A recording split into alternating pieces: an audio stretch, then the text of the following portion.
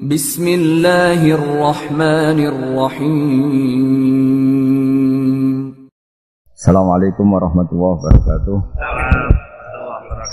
Bismillahirrahmanirrahim. Rabbi shrah li sadri wa yassir li amri wa hlul 'uqdatam min lisani. Allahumma shalli wa sallim ala sayyidina Maulana Muhammadin wa ala alihi wa sahbihi ajmain. Amma ba'du. Ini yang saya hormati pertama, pengatur saya ini Profesor Dr. Haji Maskuri. Yang cara ngomong tidak kayak profesor, tapi kayak jurkam. Jadi kalau ciri utama akademisi itu kalau ngomong itu teduh, datar, runtut, sehingga memaksa orang lain itu menerima karena runtutan logika yang terbangun.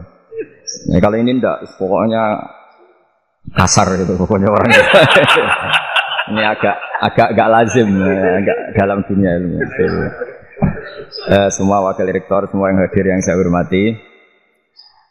Saya seperti yang dikatakan moderator Bapak Anwar bahwa memang saya tidak boleh terikat sama yang di belakang ini karena ini kayak apa ya, ada satu mazhab yang anak-anak Unisma semuanya harus tahu, teman-teman di Unisma menjelaskan itu tidak lebih baik. Jadi karena seakan-akan belum melakukan. Indonesia itu dulu kedatangan Islam itu tidak pernah dipertentangkan antara Islam dan negara, sehingga diskusi itu sudah salah karena para wali itu tidak pernah mempertentangkan Islam dan keindonesiaan atau kebinekaan. Satu, bahwa para wali itu misinya dakwah, di mana-mana dakwah itu pasti ketemu yang berbeda, mulai beda agama, beda pilihan madhab, beda tradisi, beda kultur. Jadi itu tidak perlu dipertentangkan, tapi malah itu jadi lahan dakwah.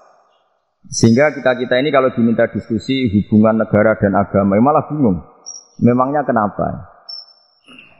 Itu seperti dulu zaman P4, saya punya kawan di Jogja, teman saya nulis tafsir Profesor Zaini, itu pernah zaman Pak Harto disuruh sosialisasi P4 di Papua. Apa hubungan Pancasila dan UUD 45? Itu orang Papua jawab, hubungannya baik-baik saja, Pak. Jadi yang unik itu ketika disuruh baca Pancasila, 1. Pancasila, 2. Ketuhanan yang Maha Esa. Nah, akhirnya 6 kan? Kenapa Pancasila jadi 6? Yang unik itu ketika ditanya, ini saya melihat langsung di TV 7 itu, Indonesiaku. Ada anak-anak kecil ditanya, bendera ini milik siapa? Bendera merah putih itu. Jawabannya apa? Milik sekolahan, Pak. Karena memang milik sekolah. Itu yang tanya itu kaget. Milik sekolahan, Pak. Nah, tentang tema ini mohon dibaca ini langsung start ya, langsung serius karena tadi sudah kayak jurkam tadi, ini yang langsung khas ilmuwan. Ini sebagai penghormatan saya pada Unisma, ini khas keilmuan. Imam Zuhri adalah gurunya Imam Malik. Ya, saya ulang lagi ya, Imam Zuhri adalah gurunya Imam Malik. Halaman 29. Ini langsung start saya baca halaman 29. Dan ini terutama yang para punggawa-punggawa ini. Saya baca ya. Ini teks tidak ada yang saya rubah, memang persis seperti ini. Bismillahirrahmanirrahim. Yaqulu Zuhri, ini gurunya Imam Malik. Fama futiha fil islami fathun qablahu kana a'zama minhu. Innama kanal qitalu fi haitsul taqon nasu. Falam makanatil hudnatu wa wadu'atil harbu wa amana nasu ba'duhum ba'du wal taqaw fatafawadu fil hadits wal munaza'ah. Falam yaklim ahadun bil islami ya'qilu shay'an illa dakhala fihi. Walaqad dakhalataini kasanaten mithlu man kana fil islam qabla dzalika wa aktsar. Terus ini ngomongnya harus santai, enggak boleh provokatif. Begini, kita tahu dalam perdamaian Hudaybiyah itu poin-poinnya itu semuanya merugikan Islam. Di antaranya adalah jika yang Islam masuk kafir harus dibiarkan karena berarti masuk ke habitat asli. Karena Nabi sebelum jadi Nabi komunitas pokok itu kafir, sehingga kalau Islam masuk kafir kembali ke habitat. Tapi kalau Islam masuk kafir, kafir masuk Islam itu harus dikembalikan karena dianggap bid'ah. Maka kalau kamu dituduh bid'ah itu tenang saja dulu. Nabi itu ya dituduh ji'ta bidinin muhdas, kamu datang dengan agama yang baru. Cuma agak diteruskan wa kullu muhdatsatin bid'ah wa kullu bid'atin dalalah. Jadi orang-orang kafir dulu kalau ngomentari Nabi ya jita bidinin muhdas. Kamu datang dengan agama yang apa? Baru. Nabi nurut. Semua perjanjian yang merugikan Islam itu Nabi nurut. Tapi Nabi hanya minta satu hal, jangan ada perang 10 tahun. Dan orang boleh seminar, boleh diskusi tentang Islam. Jadi dengerin betul ini. Jadi saya tidak akan provokatif, ini pakai logika. Nanti bisa dipakai disertasi doktor. Akhirnya saat itu juga ada orang yang masuk Islam. Di depan tulisan itu belum kering istilahnya. Datang ke situ namanya Abu Jandal bin Suhail bin Amr. Itu datang ke Nabi, ya Rasulullah saya ini mau masuk Islam. Kata orang-orang kafir, ini pertama Muhammad, kamu komitmen enggak sama perjanjian. Kalau kamu komitmen harus kamu kembalikan. Nabi bilang, ya Abu Jandal kamu kembali ke mereka, ke habitat mereka, yaitu menjadi kafir. Di komunitas kafir maksudnya. Akhirnya nangis. Umar, Sayyidina Umar itu mendekati Abu Jandal, kemudian memberi isyarat supaya ngambil pedangnya. Jadi syarat itu wong ini baca ora wis. Maksudnya orang-orang kafir. Tapi Abu Jandal enggak mau. Singkat cerita akhirnya kembali ke komunitas kafir. Tapi yang dikatakan Imam Zuhri cara analisis. Ini enggak bisa pakai provokatif, harus pakai analisis. Innama kanal qitalu haitsul taqon nasu. Yang namanya perang itu menjadikan orang enggak berpikir jernih. Ini poin yang diambil oleh Rasulullah. Kalau dibahasakan Nabi curi kesempatan, maksud Nabi dikatakan mencuri, meskipun itu hanya bahasa ya. Tidak mungkin lah kita bahasakan seperti itu. Saya ulang lagi ya. Kenapa ada perang berkesinambungan? Sampai tahun ke-8 Hijriah. Mulai tahun kedua ada perang Badar, sampai tahun 8 Hijriah itu perang terus. Nabi sama orang kafir perang terus. Akibatnya apa Pak Profesor? Namanya perang itu ya nggak kau bermikir. Pokoknya agar ketemu Islam perang, Islam ketemu kafir perang, nggak kau bermikir. Padahal Islam itu bisa diterima oleh akal sehat, harus lewat diskusi, lewat pengamatan, lewat pemikiran, lewat pengendapan berpikir. Makanya Nabi tahu ini masalah besar. Kalau orang perang terus, itu gak kober mikir Islam, gak sempat diskusi tentang Islam. Makanya Nabi hanya minta satu poin. Oke, perjanjian ini saya turutin semua, tapi saya minta orang kafir semuanya boleh mendiskusikan Islam, boleh seminar tentang Islam. Mereka bilang iya, pada pikiran mereka kan diskusi paling piye. Ternyata betul. Ada diskusi, terus temanya gini. Kira-kira benar di Muhammad Abu Jahal. Terus Tuhan Muhammad sama Tuhan Abu Jahal itu keren mana? Diskusi. Tuhan Muhammad itu khaliqus samawati wal ardi, yang menciptakan langit bumi. Bagaimana kampanyenya Muhammad? Ya mereka masih jangkar bilang Muhammad. Kalau Tuhan kita, ya berhala itu yang kita bikin, yang kadang rusak, yang kadang kudanan, terus lumutan, pokoknya itu diskusi. Kita kok bener pengirannya Muhammad. Terus Muhammad Abu Jahal. Mulai dhisik Muhammad itu ratau bodoh nih. Mulai dulu Muhammad itu gak pernah bohong. Abu Jahal waduh, wis bodoh nih ngongkonan. Wah, ribet kan? Dan semua diskusi itu mengarah ke kebenaran Islam. Makanya ngomong kafir sing tokoh-tokohnya cara Jawa. Wah, semane jebule masalah ini kan. Artinya gini, kalau kita ingin Indonesia damai, sebenarnya yang untung itu Islam. Karena Tuhan yang menciptakan langit dan bumi tentu gak akan diperbandingkan atau akan dikalahkan oleh Tuhan yang lahirnya saja sudah di bumi. Misalnya kita menjual Tuhan Allah, siapa itu yang menciptakan langit bumi, yang ada sebelum langit bumi? Bandingkan dengan Tuhan yang lahirnya di bumi. Ada tanggal lahirnya, ada aktennya, itu sudah ribet kan? Begitu juga kalau memperbandingkan tokoh. Muhammad itu siapa? Tokoh yang bisa menyatukan pan-Arabik, tokoh yang begini-begini, yang sayang istri, sayang keluarga. Dibandingkan dengan tokoh Abu Jahal Abu Lahab yang dorong jauh penggaweannya yang merugikan orang lain. Akhirnya orang itu mulai tertarik sama Islam. Makanya kata Az-Zuhri, pakai bahasa dulu, falam yaklim ahadun bil Islam. Tapi kalau sekarang yang populer itu bahasa yatakallam. Sebenarnya yang benar itu bahasa kalimah yaklimu kalaman, karena masdarnya itu kalam, berarti sulasi nopo mujarrad. Tapi di fi'ilnya itu mujarradnya enggak kelaku. Jadi di fi'ilnya takallama ya takallamu, tapi untuk masdarnya yang kelaku kalaman. Jadi ini agak unik, agak enggak lazim. Sebenarnya kan takallama ya takallamu takalluman, tapi di masdarnya kalam populer, tapi di fi'ilnya tidak populer. Saya teruskan ya. Ini penting sekali. Jadi menjual Islam, kalau boleh dibahasakan menjual, itu tetap enak dalam kondisi damai. Karena kalau kita perang, itu bawaannya kalau ketemu ya perang. Kalau ketemu perang, sehingga orang itu rakober diskusi loh. Saat benernya Islam sampai kafir itu bener di. Karena tidak kober diskusi, tidak sempat diskusi, orang yang milih yang kafir. Karena yang mayoritas yang kuat. Sementara Islam zaman itu lemah. Ya Nabi itu yang diminta hidnah, yang penting kita damai. Terus orang boleh mendiskusikan benar mana kita dan mereka. Ya setelah diskusi ya tadi kan nggak mungkin Allah yang begitu keren hebat pencipta langit bumi dibandingkan berhala yang mengurus dirinya sendiri saja tidak bisa. Walhasil terus orang mulai tertarik sama Islam dan aturannya nggak boleh dilarang diskusi. Nah makanya saya pernah ditanya beberapa profesor di Jogja, Gus, suatu saat kalau kampus paling keren di Jogja ini ada Islamic Studies, kemudian pengajarnya dari berbagai agama, ini riskan nggak bagi Islam? Saya jawab, asal yang didiskusikan Islam itu nggak masalah. Yang repot itu nak umat Islam. Karena kalau umat Islam yang jadi percontohan, banyak raja yang dolim, banyak pemimpin Muslim yang dolim, terus identik dengan Islam itu jadi dolim kan ribet. Ya kalau pas umat Islam, kalau Islam yang kumat kan jadi masalah kan. Nah ini kan terus jadi beda umat Islam sama Islam yang lagi apa? Kumat.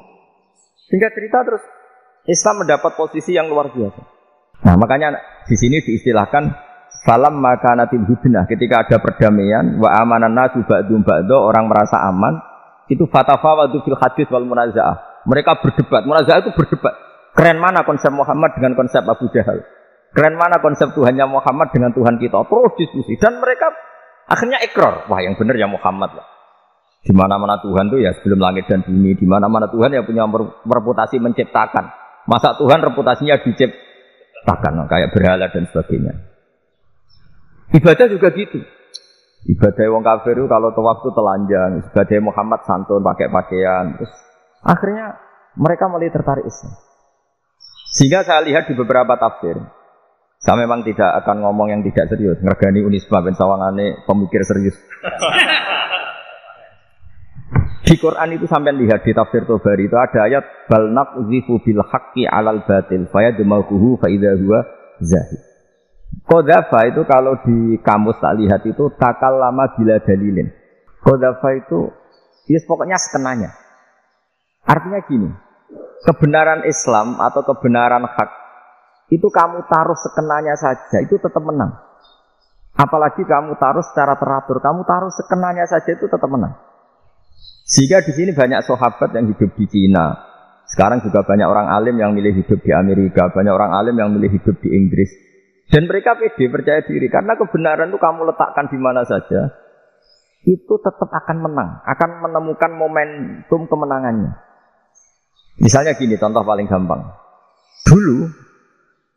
Dulu para peneliti, saya ulang lagi dulu para peneliti itu ya datang kemana-mana, termasuk Ibnu Battuta, termasuk Ibnu Khaldun. Ya semua peneliti itu suka neliti. Setelah diteliti, Quran itu satu-satunya kitab suci yang membicarakan sains, misalnya tentang falak, tentang astronomi, tentang asal-usul kejadian manusia, kejadian makhluk. Juga bicara tentang geografi, geologi, semuanya. Sementara kitab lain hanya cerita tentang mawaid wal hikam wal ibar. Jadi diteliti kayak apa, pada akhirnya hakim yang menang. Bal naqzifu bil haqqi 'alal batil fayadmahu fa idza huwa zahid. Saya berkali-kali cerita, ada ulama yang ahli matematika. Ketika ditanya, kenapa kamu suka ngajar matematika? Sampai muridnya itu ragu ini gurukum di swarga ta ora, pegawainya mulang matematika. Jadi para muridnya bermimpi bahwa Imam Amudi itu disuruh ngajar para malaikat.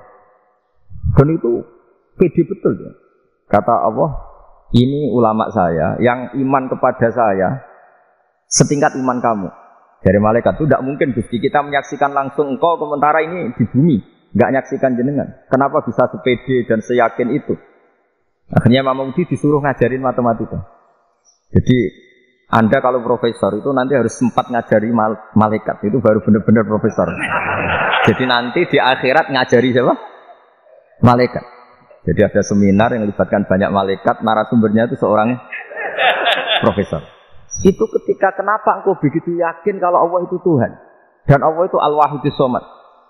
Terus Imam Amudi mulai nulis angka gak beraturan, 2, 3, 4, 5 sampai 1 miliar, 1 triliun, semuanya gak beraturan.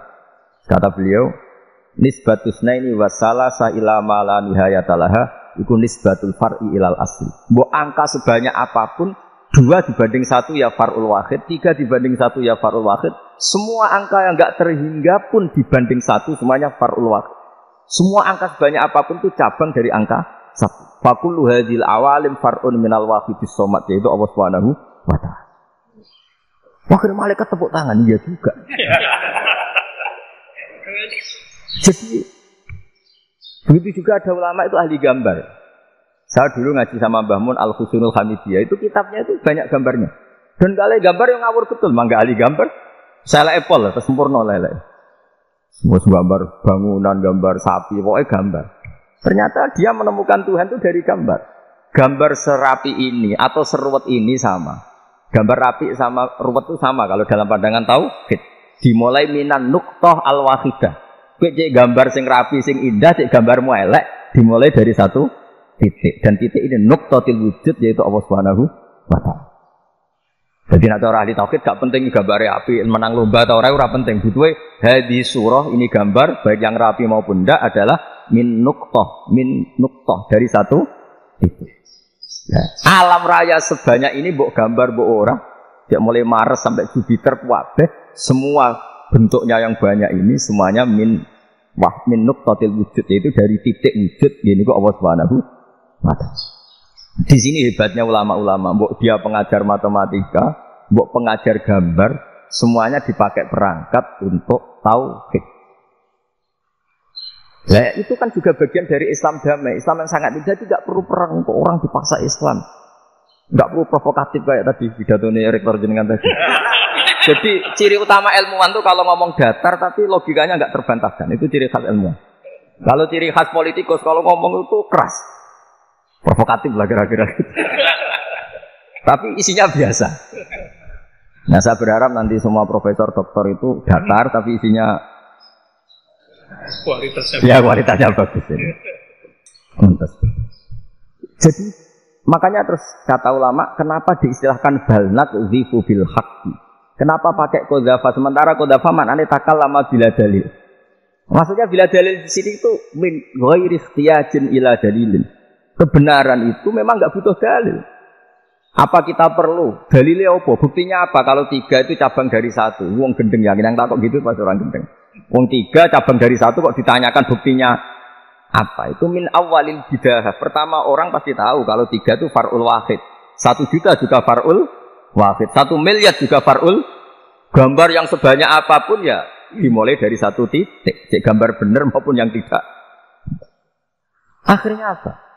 Ulama dulu itu sebegitu rileks nerangkan tahu. Lalu kenapa asma ini yang ya ini kan khas NU ya, khas pesantren.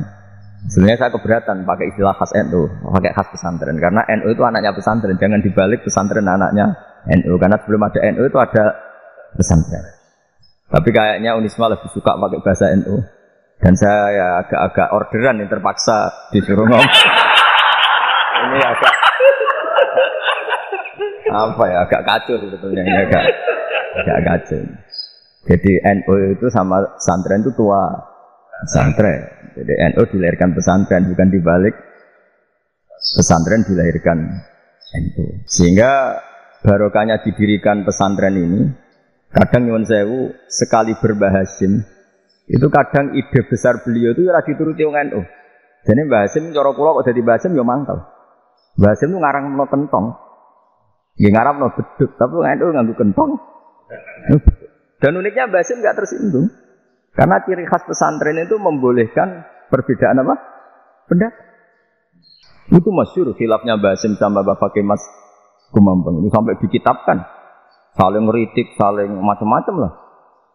Jadi cara berpikir Mbah Hasim ketika Nabi rembukan, ini gimana ya cara menentukan waktu sholat? Ya pakai kentong ya Rasulullah. Zakalin Nasara itu untuk orang Nasrani. Ya pakai buk itu trompet. Zakalil Yahudi itu untuk orang Yahudi. Terus, ada yang satu lagi pakai api ya Rasulullah. Zakalil Majusi itu orang Majusi. Setelah itu ada orang datang lari-lari cerita mimpi azan tadi. Ya itu terus dipakai sarana pemanggilan sholat ya azan itu. Sehingga Mbah Hasim menolak kentong.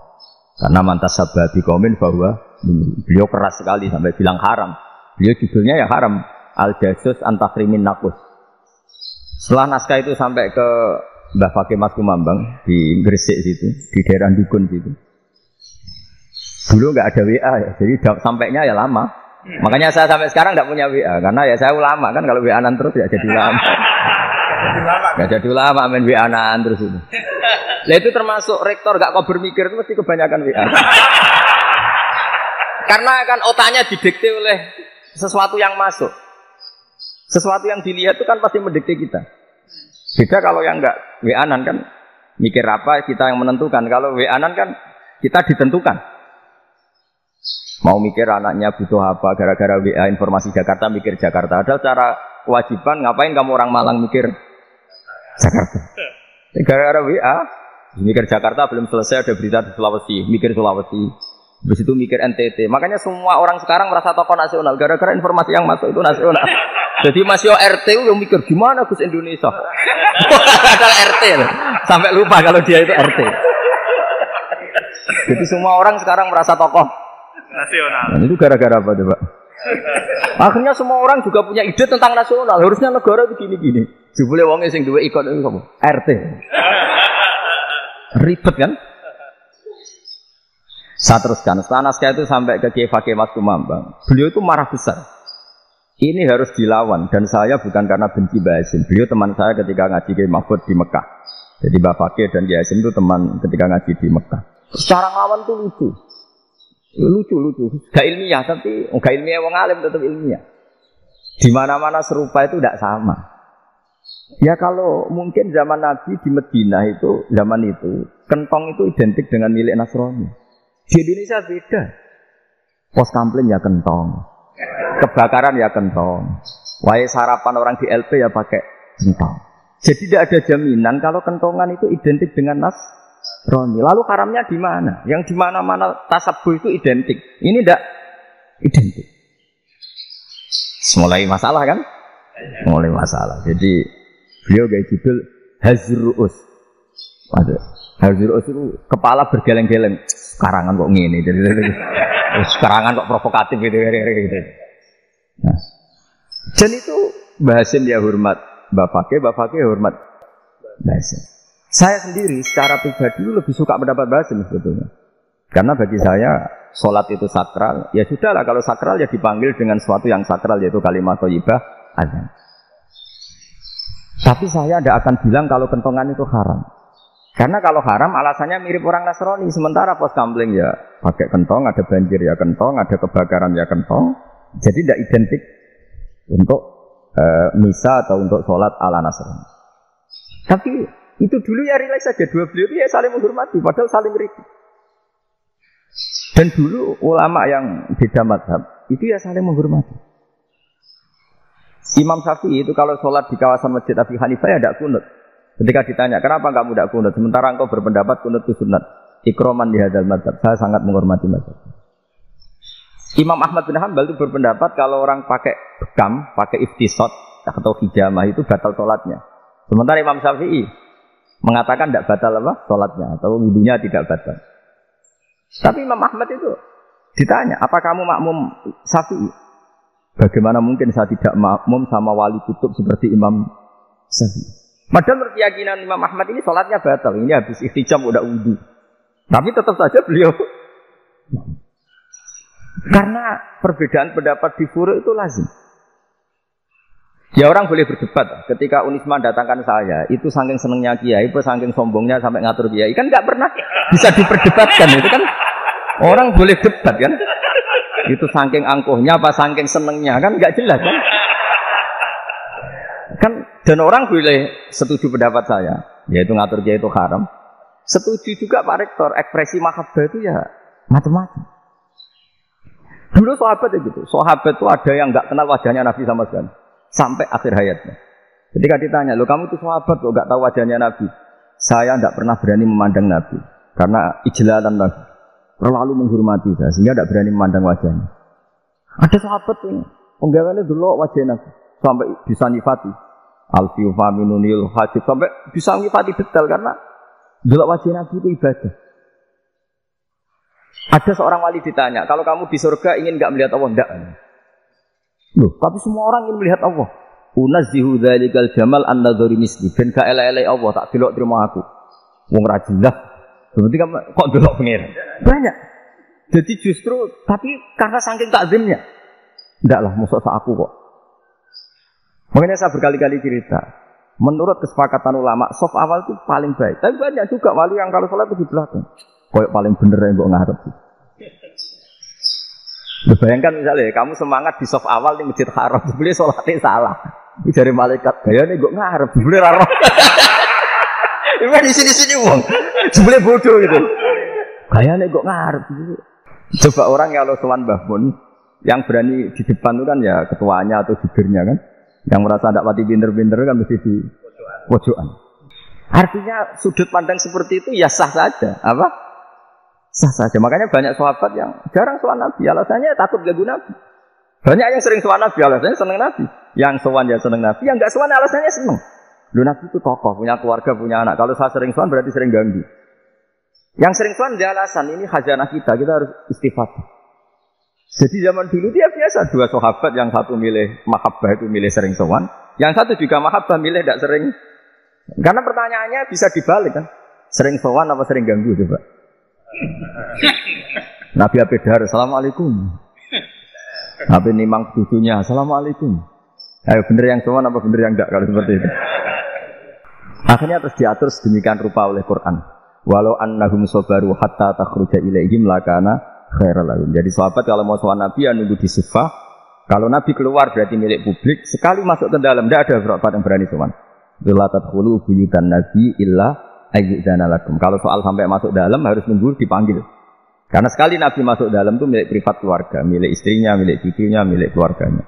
Jadi Nabi sekali keluar ke ruang itu berarti milik publik. Itu terus jalan tengah. Karena kalau langsung masuk, bayangkan saya itu sering menyaksikan.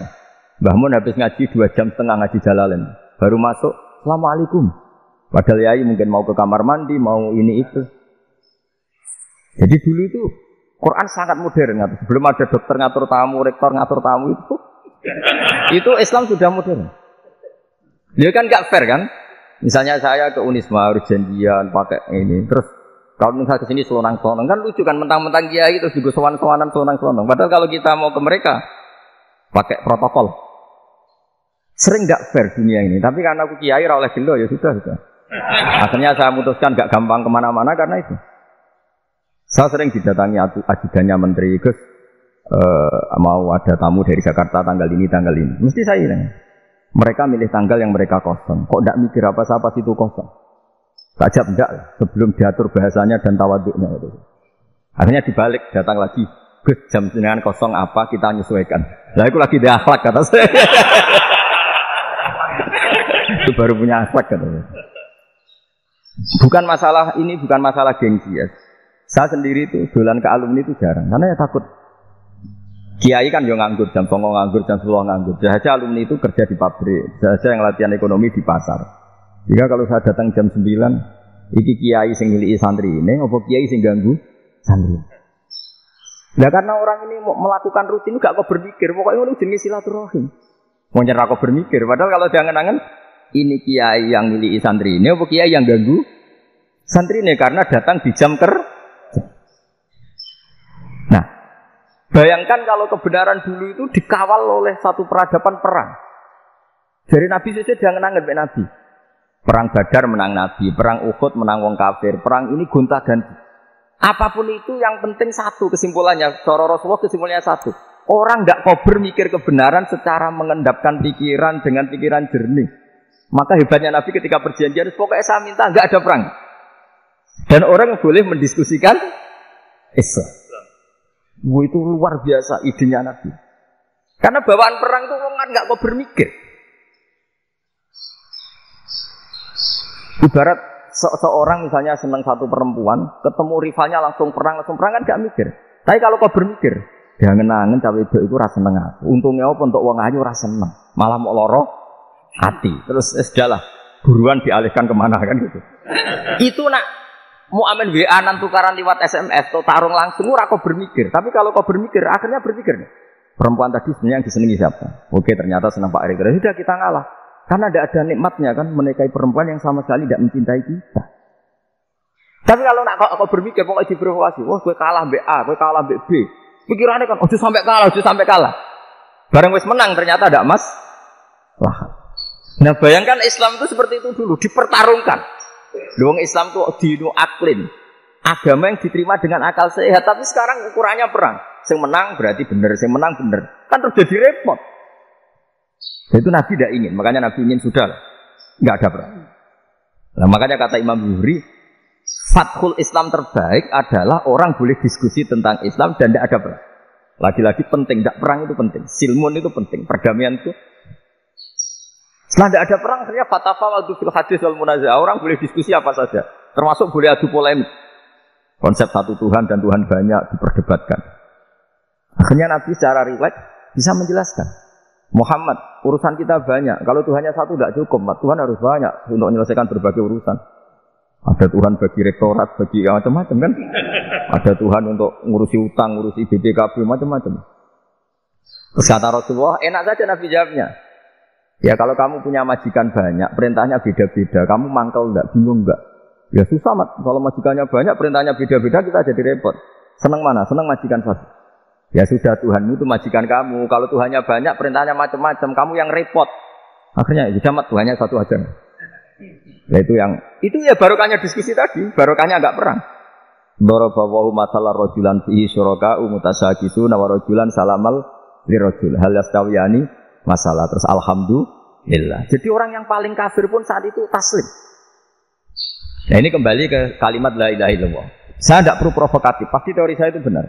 Bukan saya bilang benar itu karena sombong, enggak. Ini sesuai teks. Misalnya begini, benar enggak kelompok takfiri yang suka ngafirkan orang lain? Itu pasti tidak benar. Logikanya gampang. Orang yang kafir 70 tahun saja dengan melafadzkan la ilaha illallah menjadi muslim. Masa dengan kalimat yang sama yang muslim menjadi kafir? Itu logikanya kan enggak ketemu. Orang kafir 70 tahun untuk menjadi muslim disuruh baca apa? La ilaha illallah. Tapi gara-gara baca la ilaha illallah nyekel patok jadi kafir.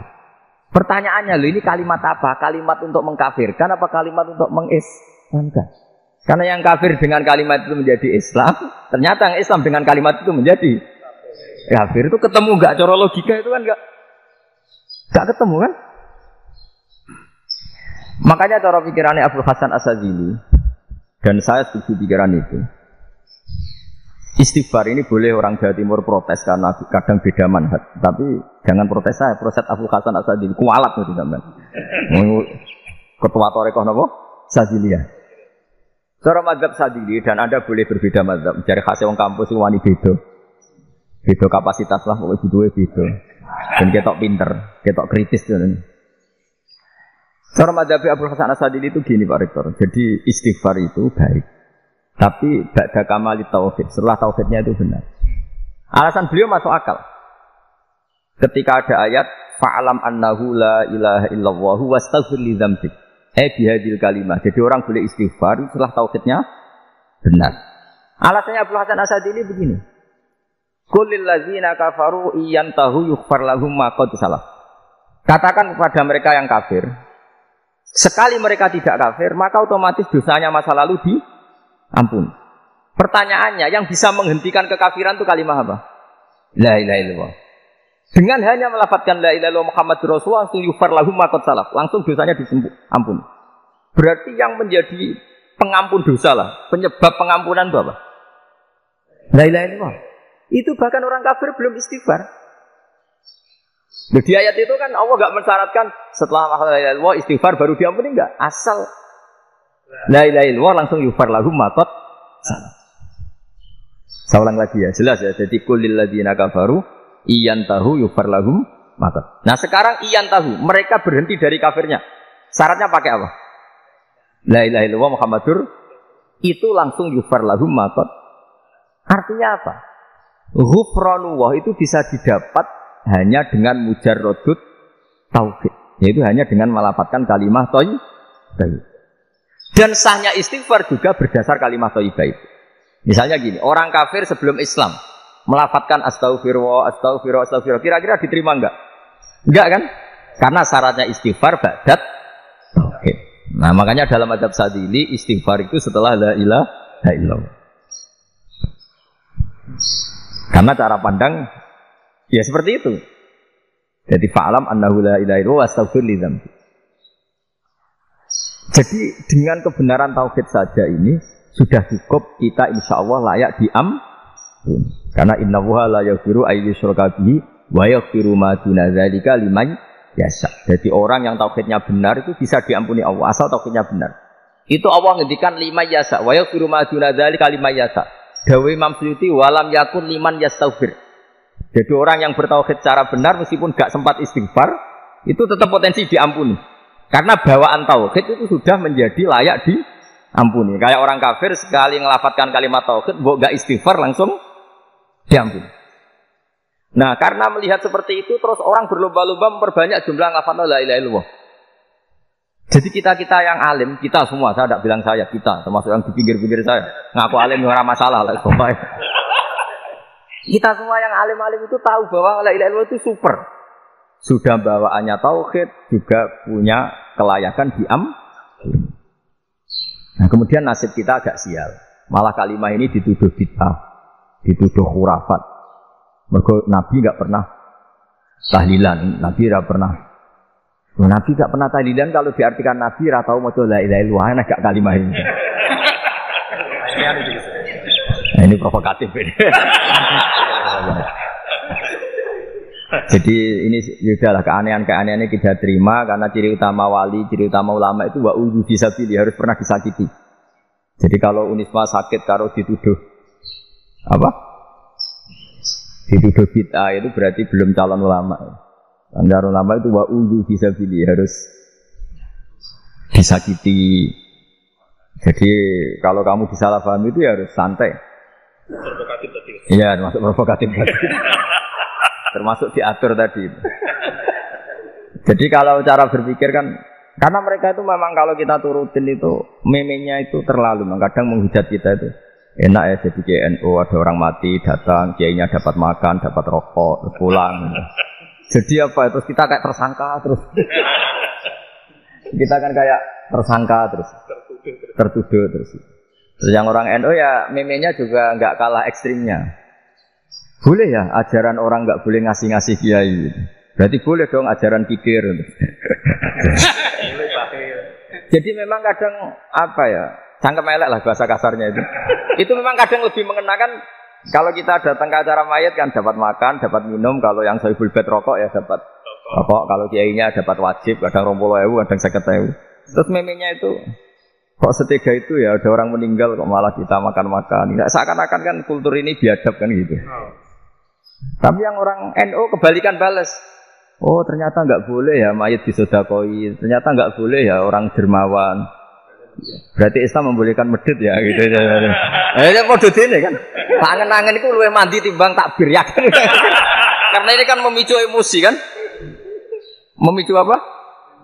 Emosi. Nah tapi saya kalau disuruh bela mana itu tidak ada yang saya bela. Ya seorang sudah lah kalau mau nganggur saja sudah itu. Ya tapi itu memang apa ya? Itu khazanah Islam. Ada yang kritik, ada yang enggak. Ya itu memang khazanah. Ya biasa aja kalau saya biasa. Karena dulu ulama itu sudut pandangnya itu ya seperti itu. Ada yang ulama suka ibadah itu sholat, ada yang milih apa tidur. Sampai Imam Ghazali bilang suatu saat ibadah terbaik di zaman akhir itu tidur. Kan? Sholat saja kalah sama tidur kan. Tapi itu loh ya, yang wajib tetap loh, untuk kamu gak sholat wajib. Begini beliau mencontohkan itu. Ada orang sholat tahajud terus obsesinya itu ingin hajatnya terkabulkan. Sementara yang tidur obsesinya nikmati rahmatnya Allah, boleh tidur, bisa tidur. Kata Imam Ghazali, timbang kita tahajud terus menuntut pangeran untuk turun. Mergo engko di akibat terus setan memberi bisikan, "Lho nyatanya kamu tahajud ya gak terkabul." Berarti cerita bahwa Nabi ngendikan kalau doa tahajud mustajab enggak. Daripada ngono ki antuk turu ora tau donga ngono. Timbang abri-abri Islam ya, timbang elek-elekin apa? Islam.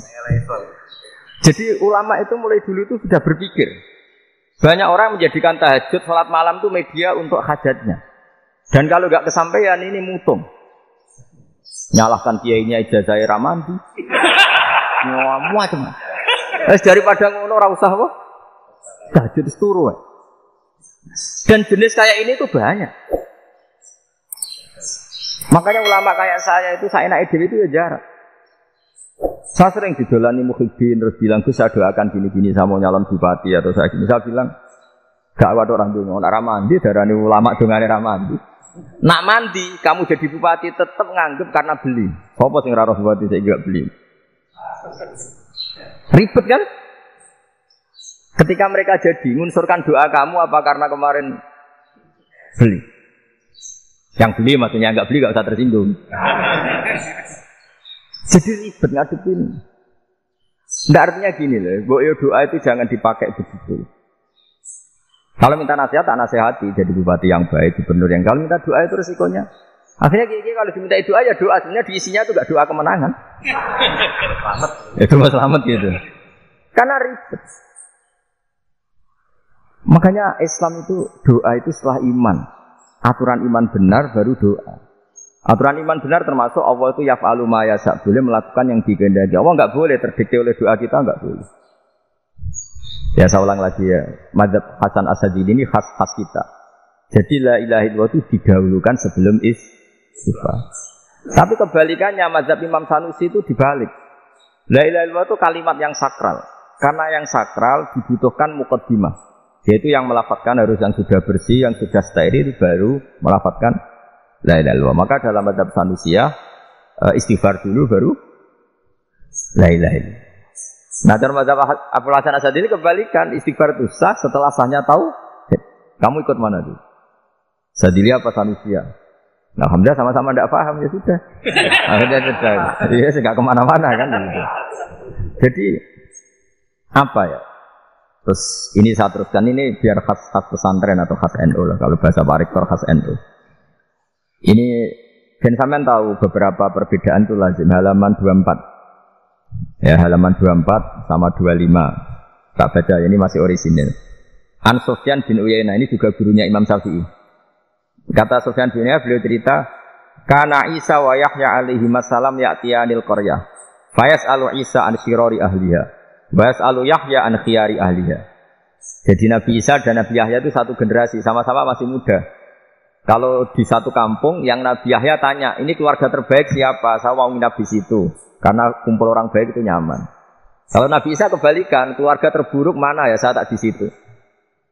Nah terus akhirnya faqala lahu Yahya, lima tanzilu ala sirarin nas. Kenapa kalau kamu bermalam kok malah kumpul orang-orang yang nakal? Innama ana tabibun udawil mardo. Saya ini nabi para dokter. Di mana-mana dokter yang ngumpuli yang sakit, ngobati yang sakit. Makanya di NU itu ya banyak ijazah mengumpuli yang nakal-nakal. Nak tepak yang entas sing nakal, nak ora tepak ya katut. Ini adu nyali lah sudah gitu. Tapi itu ada ilmunya, yaitu niru Nabi siapa? Isa. Kalau kamu dokter penelitian itu cari daerah yang banyak pandemi apa yang bersih? Yang banyak pandemi, karena yang namanya penelitian ya di situ kan. Kalau kamu dakwah ngentas kemiskinan, ke daerah miskin apa daerah kaya? Nah sama, kalau ngentas kefasikan, ke daerah fasik apa daerah orang soleh? Fasik. Ya, tapi itu Nabi Isa. Nah kalau kamu tidak Nabi kan potensinya kan betul. Tapi setidaknya bahwa kita sering disalahkan karena punya beberapa tokoh yang ngancani fasik-fasik, itu sebenarnya ada dalilnya, yaitu Nabi siapa? Isa. Nah terus masalah tegas dan lunak. Ketika ada mahasiswa misalnya pacaran, boncengan lanang dan perempuan, itu pilihan kita apa? Kalau tegas, terus gak mau mendengar kita. Misalnya gini contoh gampang, tak beri contoh Pak D. Jangan orang tua, nanti secara fikih itu beda. Nah ini kan kita orang pesantren, biasa ngaji fikih detail. Kamu Pak D seorang perempuan, mahasiswi misalnya, sering pacaran. Setiap ke situ sama pacarnya kamu diam saja. Padahal kamu dosen keislaman. Mesti pamanaan kamu nyimpulkan, ternyata pacaran itu tidak apa-apa. Buktinya Pak D itu tidak negur, menengah. Ini berarti as-sukut alal mungkar. Tapi kebalikannya, Pak D ini terkenal keras. Nak rono mesti ada kuponaan. Akhirnya ora rono. Mesti ngerti nak mesti diamuk. Nah, dua orang ini sama-sama gagal kan? Yang lunak menjadikan ponakannya pacaran terus karena enggak negur sehingga dikira membolehkan. Sing keras juga enggak sempat bina wong rono era wani. Akhirnya dua orang ini sama-sama enggak ketemu, enggak sama-sama enggak berkesempatan membina kan? Gagal membina kan? Karena yang keras monanya enggak pernah situ, berarti enggak bisa bina kan? Yang lunak membiarkan berarti juga enggak bina. Nah, Islam itu antara dua itu. Ya agak terlalu lunak, enggak terlalu keras. Karena kalau terlalu keras, misalnya ada kiai terlalu keras, lu masyarakat mau tanya itu gimana? Lari kan? Saya ini punya pengalaman pribadi. Saya ini kan kecelok orang alim.